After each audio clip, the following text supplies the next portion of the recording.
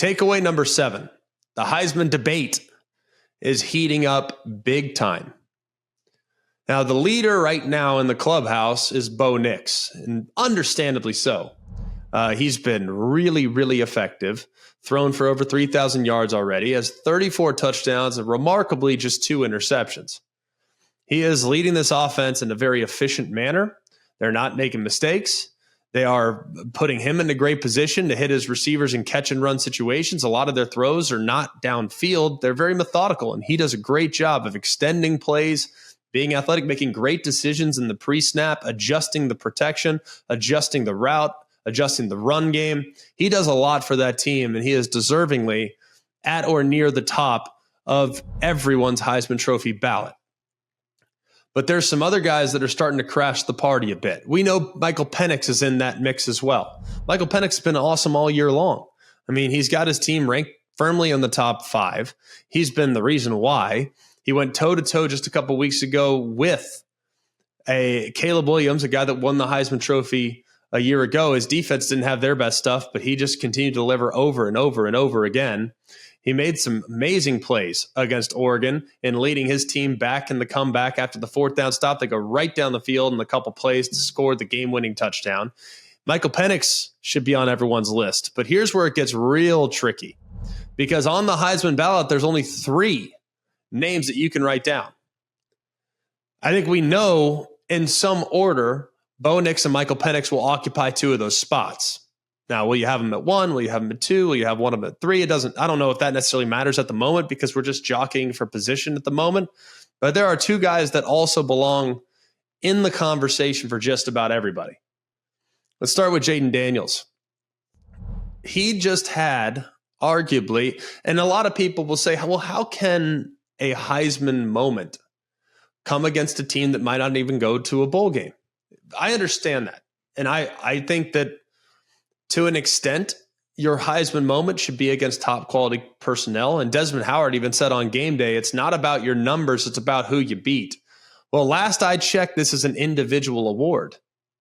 And we as Heisman voters are tasked with awarding the Heisman Trophy to the most outstanding player in college football.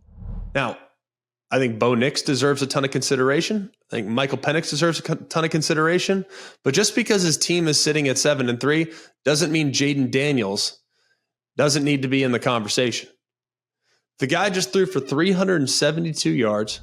He added 234 rushing yards to go along with 5 touchdowns and no turnovers against the Florida Gators. He's the first player in FBS history to achieve 350 passing yards and 200 rushing yards in a single game.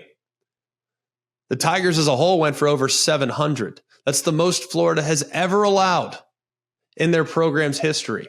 And Chris Felica had a fascinating tweet that he sent out soon after the game or on Sunday morning. I don't remember exactly when it was, because it was part of all the amazing different content in the timeline. Jaden Daniels leads the nation in total offense by 57 yards per game. He accounts for 408 yards a game. That's more than 80 teams, 80 out of 133. That's more than what 80 teams averaged this season. He's accounted for 38 touchdowns, which is more than 81 teams have scored. Jaden Daniels, guys, whether he wins the trophy or not, he is probably, through 10 games, the most outstanding player in college football. Now, whether or not that deserves your Heisman vote is a different conversation, because everyone's criteria is a little bit different. But you'd be hard-pressed to make an argument against him. That would be my takeaway as it relates to Jaden Daniels. But don't sleep on Marvin Harrison. I know it's hard for the wide receivers to win this award.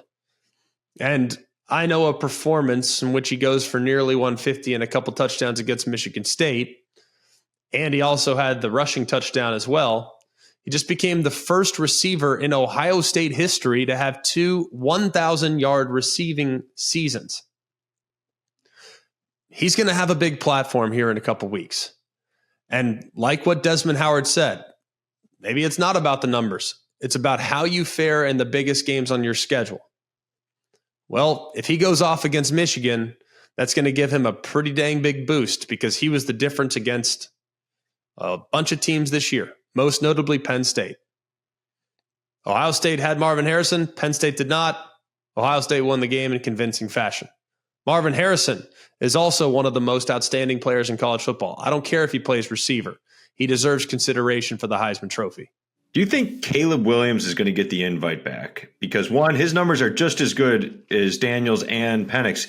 And my other question is, like, do you think if he is, people out west are going to dilute the ballot a little bit for those finalists with Penix, Nix, and Caleb all there and take something away, maybe opening the door for somebody else to win it? I think it's possible, and the regionality of the vote does factor in. I don't think Caleb Williams is going to be a finalist. Won his final games this weekend against UCLA.